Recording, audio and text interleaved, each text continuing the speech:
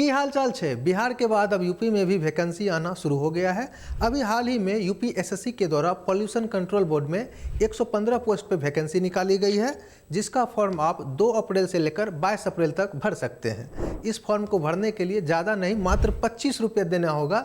तो आप देर न करें, इस फॉर्म को ज़रूर भरें। और इसके साथ ही अगर आपका न्यूनतम एज 21 वर्ष है और अधिकतम 40 वर्ष के हैं तो इस फॉर्म को आप भर सकते हैं। खुशी वाली बात यह है कि इसमें आपका जो जॉब होगा मात्र ऑफिस में बैठ के ही आपको काम करना पड़ेगा। इसके साथ ही अच्छा खासा आपको रकम भी मिलेगा, यानी 50,000 से अधिक इसमें सैलरी भी रखा गया है। तो देर ना करें, इस फॉर्म को ज़रूर भरें। लेकिन इस फॉर्म को भरने से पहले कुछ शर्तें हैं जिसको आपको पालन करना पड़ेगा। जैसे कि अगर आपने यूपीएसएससी के द्वारा जो पेट एग्जामिनेशन होता है उसको क्वालिफाई कर रखा है, तभी इस एग्जामिनेशन का फॉर्म भरने के लिए आप एलिजिबल होंगे। बहुत लोगों को नहीं पता होगा कि यूपी पेट क्या होता है। तो यूपी पेट जो है यूपीएसएससी के द्वारा एक एग्जामिनेशन लिया जाता है। उसमें जो भी बच्चे क्वालिफाई होते हैं वही इसके तहत जो भी आगे फॉर्म निकाले जाते हैं उसको भरने के लिए एलिजिबल होते हैं। अब सवाल उठता है कि यूपी पेट में बैठने के लिए क्या योग्यता चाहिए। तो अगर आपने +2 कर रखा है यानी इंटरमीडिएट कर रखा है तो आप यूपी पेट एग्जामिनेशन को दे सकते हैं। हाँ, एक बार यूपी पेट एग्जामिनेशन क्वालिफाई करने के बाद आगे इसकी 3 साल तक वैलिडिटी बनी रहती है। इसका मतलब क्या हुआ?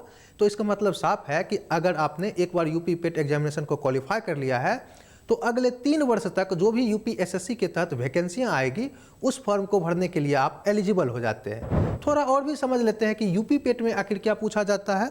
तो इसमें आपका जो है 100 मार्क्स का आपका ऑब्जेक्टिव जो है टेस्ट लिया जाता है, जो कि 2 घंटे का होता है। इसमें कुछ भी अलग से नहीं पूछा जाता है, बल्कि आपने 10+2 लेवल में इंग्लिश, साइंस, मैथमेटिक्स जो पढ़ रखा है उसी से आपका एमसीक्यू बनाया जाता है।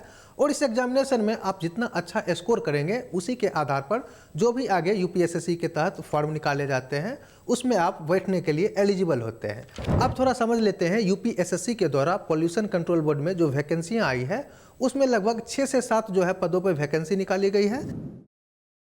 इसमें अलग अलग पदों के लिए एलिजिबिलिटी थोड़ा अलग अलग रखा गया है।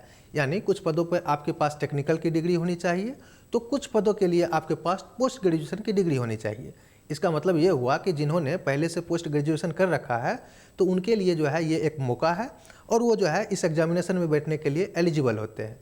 मैं आपको थोड़ा समझा दूँ इसमें कौन कौन से पोस्ट हैं और उसके लिए क्या योग्यता रखा गया है, ताकि आपके लिए जो है इजी हो जाए। जैसे कि सबसे पहला जो पोस्ट है साइंटिफिक असिस्टेंट का है। इस पोस्ट को भरने के लिए आपका पोस्ट ग्रेजुएशन होना चाहिए या तो जूलॉजी में, बॉटनी में, केमिस्ट्री में, बायोकेमिस्ट्री में, या फिर आपने इन्वायरमेंटल साइंस में कर रखा है, तभी इस फॉर्म को आप भर सकते हैं। दूसरा पोस्ट निकाला गया है अकाउंटेंट ऑडिटर की। इस पोस्ट को भरने के लिए आपके पास बीकॉम की डिग्री होना जरूरी है। इसके साथ ही आपने अकाउंटेंसी ले रखा है यानी अकाउंट ले रखा है, तभी इस फॉर्म को भर सकते हैं। इसके साथ 1 साल का जो है एक्सपीरियंस अनिवार्य हो जाता है, वो चाहे आपका सेमी गवर्नमेंट में हो या फिर आपने गवर्नमेंट क्षेत्र में काम कर रखा हो, तो भी इस फॉर्म को आप भर सकते हैं। तीसरा जो पोस्ट है इसमें वो है लीगल असिस्टेंट की। इसके लिए आपके पास बैचलर इन लॉ की डिग्री होना आवश्यक है और इसके साथ ही आपके पास 3 साल का एक्सपीरियंस होना भी ज़रूरी है। चौथा और 5वां जो वैकेंसी है, अगर आपने साइंस ले रखा है इंटरमीडिएट में तो आप इस फॉर्म को भरने के लिए एलिजिबल होंगे। ये पद हैं आपके लेबोरेटरी असिस्टेंट की और मॉनिटरिंग असिस्टेंट की। अब बात कर लेते हैं छठे पोस्ट की। तो छठे पोस्ट के लिए वे लोग एलिजिबल होंगे जिन्होंने डिप्लोमा कर रखा है। उसमें भी दिया गया है कुछ विशेष सब्जेक्ट के साथ उन्होंने डिप्लोमा कर रखा है, तभी वो भर सकते हैं इस फॉर्म को। जैसे कि पब्लिक हेल्थ, सिविल, केमिकल या फिर इन्वायरमेंटल इंजीनियरिंग से उन्होंने डिप्लोमा कर रखा है, तभी वो इस फॉर्म को भर सकते हैं। तो ये हमने समझा कि आखिर जो है पॉल्यूशन कंट्रोल बोर्ड के तहत ये जो वैकेंसी निकाली गई है वो कौन कौन से हैं और उसके लिए एलिजिबिलिटी क्या रखा है। अब थोड़ा समझने वाली बात होती है कि इसका एग्जाम का पैटर्न क्या है, आखिर इसमें पूछा क्या जाएगा, क्योंकि ये जानना आपके लिए ज़रूरी है। उसी हिसाब से आप तैयारी करेंगे। तो इसमें आपका मात्र एक एग्जाम होगा और उसमें भी ऑब्जेक्टिव टाइप में होगा और 100 मार्क्स का होगा, जिसके लिए आपको 2 घंटे का समय भी मिलेगा। हाँ, एक बात आपको ध्यान रखना है कि इसमें नेगेटिव मार्किंग है, यानी एक क्वेश्चन आपका अगर गलत होगा तो 1/4 अंक यानी 0.25 मार्क्स आपके काटे जाएंगे। तो आपको यहाँ पर गलती करने से बचना है और कोशिश करना है ज़्यादा से ज़्यादा क्वेश्चन को सही करें, ताकि आपका नाम जो है मेरिट लिस्ट में आ सके। अब थोड़ा समझने वाली बात है, आखिर इसमें पूछा क्या जाएगा। तो यूपी पॉल्यूशन कंट्रोल बोर्ड या फिर केंद्रीय प्रदूषण बोर्ड से संबंधित जो जानकारी है उससे 10 क्वेश्चन पूछे जाएंगे। पर्यावरण जागरूकता से 40 क्वेश्चन पूछे जाएंगे। तीसरा जो आपका टॉपिक रहेगा वो आपका DI रहेगा, यानी डाटा इंटरप्रिटेशन। इसमें आपके 15 क्वेश्चन होंगे। चौथा होगा कंप्यूटर एंड इंफॉर्मेशन टेक्नोलॉजी से, जिसमें आपके 15 क्वेश्चन पूछे जाएंगे। और लास्ट में पूछा जाएगा यूपी स्पेशल, यानी यूपी का इतिहास, भूगोल, अर्थशास्त्र, पॉलिटी या फिर उससे रिलेटेड जो करंट अफेयर हैं उससे आपके 20 क्वेश्चन पूछे जाएंगे। यानी टोटल मिला के हो गए आपके 100 क्वेश्चन, जिसके लिए आपको 2 घंटे मिल रहे हैं और इसके लिए आपको 100 अंक भी मिल रहे हैं। तो इसमें आप जितना अच्छा परफॉर्मेंस करेंगे इसी के आधार पर आपका मेरिट बनेगा। और इसमें एक ही एग्जाम है तो ज़्यादा जो है घबराने वाली बात भी नहीं है। ये तो रही एग्जामिनेशन से संबंधित जानकारी। अब अगर आप इस फॉर्म को भरना चाहते हैं तो आपको upssc.gov.in पे जाना होगा। उसके बाद आपको जो है रजिस्ट्रेशन करना पड़ेगा। रजिस्ट्रेशन करने के लिए आपको पर्सनल डिटेल्स देना पड़ेगा, जैसे कि मोबाइल नंबर हो गया, ईमेल एड्रेस हो गया, आपका नाम हो गया, आपके पिताजी का नाम हो गया, माता का नाम हो गया, डेट ऑफ बर्थ आपसे पूछा जाएगा। उसके बाद आप जब रजिस्ट्रेशन कर लेंगे तो सेकेंड जो स्टेप होगा उसमें आपका एजुकेशनल क्वालिफिकेशन पूछा जाएगा।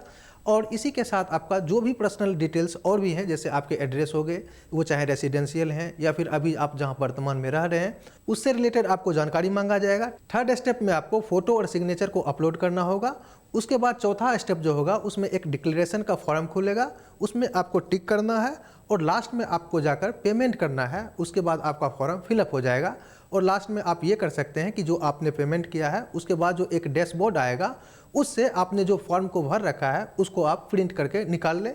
हाँ, इसमें एक बात और भी बता दूं, अगर आपने फॉर्म भरने में कुछ मिस्टेक कर दिया है तो आपको एडिट करने का ऑप्शन मिलेगा। जैसे कि फिर से आप एप्लीकेशन के डैशबोर्ड पे जाएंगे, उसमें रजिस्ट्रेशन एक मॉडिफाई करने का ऑप्शन आएगा, वहाँ पे आपको जो भी चेंजिंग करना है वो कर लें।